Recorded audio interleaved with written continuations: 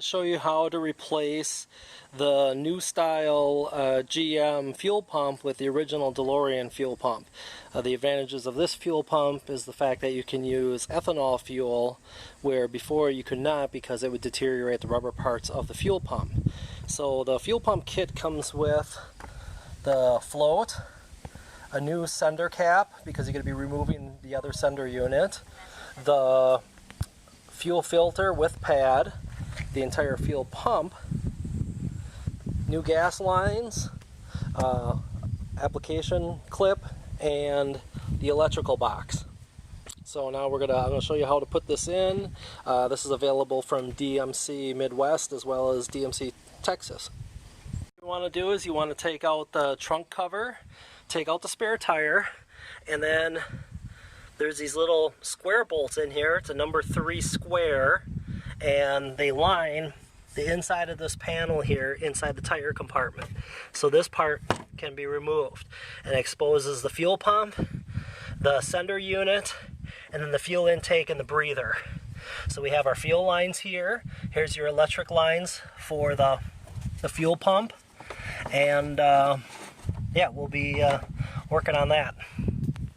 Do is disconnect the battery, and then you disconnect the sender unit with this plug, as well as the fuel pump itself, which mine is connected with snap connectors. It's supposed to be, I believe, a 2-prong Molex plug. Then next thing we're going to do is we're going to take off this binding band right here, and then this whole rubber boot should lift up, exposing the fuel pump. There's the fuel pump and everything inside of it, and then we're going to do the next phase. It says to cut these 2 lines. I'm not going to cut those lines yet because I'm not sure how this is going to go when I come to remove them. So it says to pull this entire unit out. So this whole thing should just come right out. You should have the gas tank empty when you do this, by the way, too. So this whole unit comes out. I did not drain my tank because I shouldn't have to.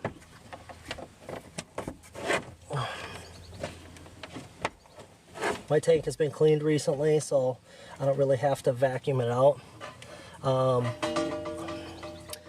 These must be the 2 that they tell you to cut, because they are attached to something inside the gas tank. I can see there's a baffle in there that's held in by a 10mm nut, and I can see that from here.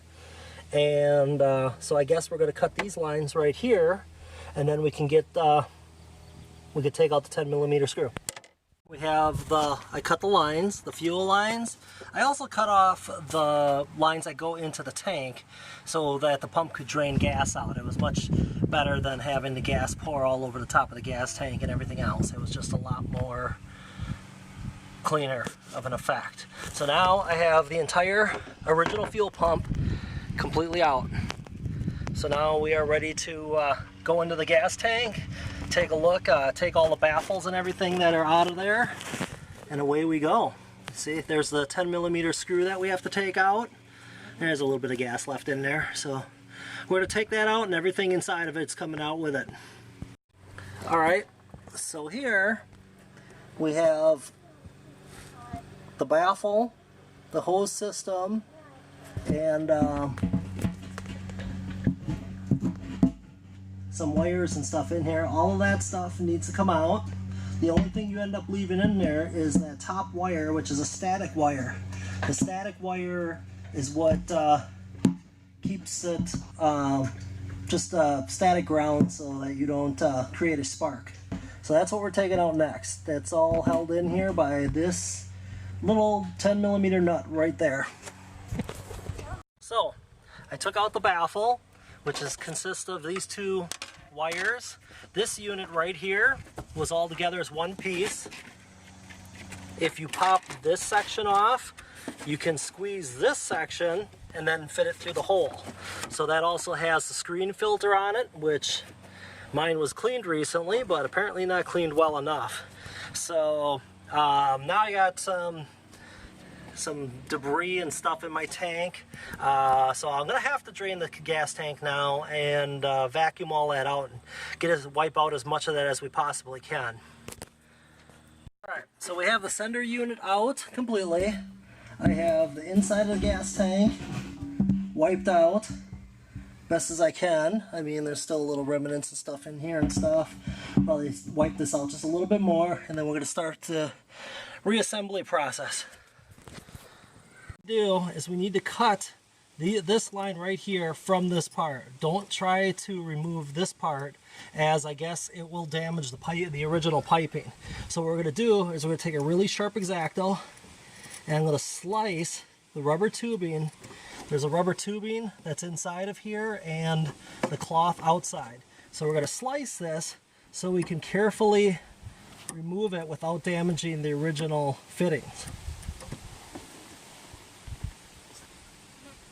The cloth layer, you'll notice, is a plastic layer underneath. This is the part you slice, so you have these barbs exposed. Try not to cut the barbs, otherwise you might create a leak. So you want to carefully cut them so you can get this piece off with the littlest force possible for this original piece. Assembly process. So we have two different hoses here. The yellow one here is smaller, the black one is larger, and this side here with the F on it is larger, the side here with the R on it is smaller. So you got to make sure you get these right. You don't want to put the wrong hose on the wrong one. So we're going to snap these fittings onto the new pump. You should hear a nice snapping sound, like when you get them on. Should be a nice click, like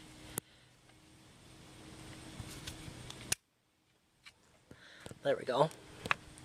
So now both lines are connected. The thing that the instructions fail to tell you is how to attach the float.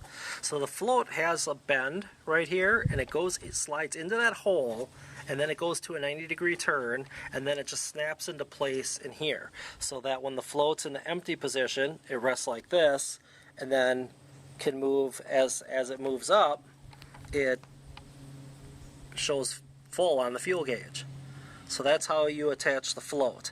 Then we're going to carefully mount this inside of the car. I have the retaining ring on. You want the nut pointing on the passenger side, pointing down, so you have easy access to it when it comes time to tighten it down. So we're going to slide the entire unit in with the hoses facing this direction, so everything can be easily routed. I'm going to have the pump orientated so that you have room for the hoses to come around, plus this is the way it fits into the tank the best, so that it fits nice and flush with the bottom of the tank. So now we're going to attach the hoses to these barbed metal spots here using the two hose clamps that they gave us. So that's our next step. Make sure that when we attach them, that the return and the feeds go to where they're supposed to go. The feed on the pump is labeled F, the return is labeled R. So when you connect them inside the car, the one that is to the closest to us here is the feed. The one back of that one towards the firewall is the return. So you got to make sure that you don't mess those up when we connect the hoses back up. Doing this, you probably want to do the return line first, since it's in the back. That way you have room to clamp it down. Slide your retaining clip on first, get it ready, and then all you have to do is just slide it on, slide the clip forward, then slide the clip all the way up, and then tighten it down with the screwdriver or hex. The logic box. This has the plug that goes to the fuel pump. Then you have the original sender, and then the power for the fuel pump itself. Mine didn't have the original mine had like a 2-pin Molex. Mine has the snap plugs, so I just cut the original plug off and I adjusted to my snap plugs that I have. But yours will probably have a 2-pin keyed, like Molex style type plug.